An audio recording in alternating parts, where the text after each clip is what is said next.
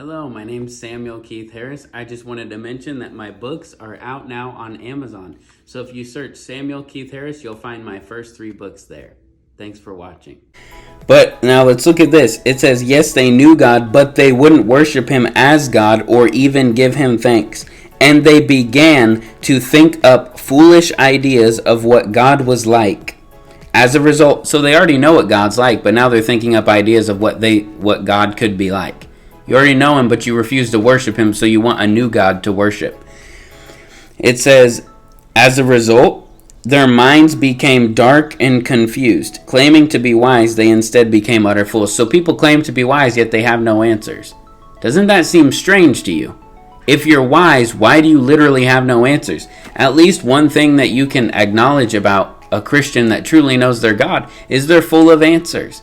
I'm not just making up answers to try to prove my point. No, we're full of answers because Jesus is a living reality to us. Christ in us is the hope of glory. Our nature is not the same. He took out the old stony heart and placed within us a heart of flesh that's tender, that's responsive to God, that wants to know God, that wants to obey God.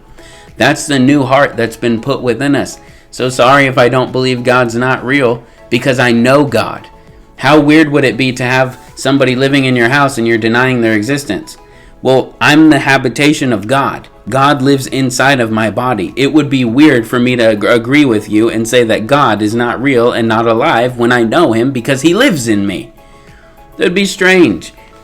We're not just talking about ideas. We're talking about living realities of lives that have been completely transformed by the power of the Spirit of God. And the carnal mind can't understand it, so there's no use with arguing or debating. Just live the life before men. And if men want Jesus, they can have him. If they don't, then they have to bear the consequences of that decision themselves. Jesus said, shake the dust off your feet and move to the next person or the next town and try to share the gospel with them.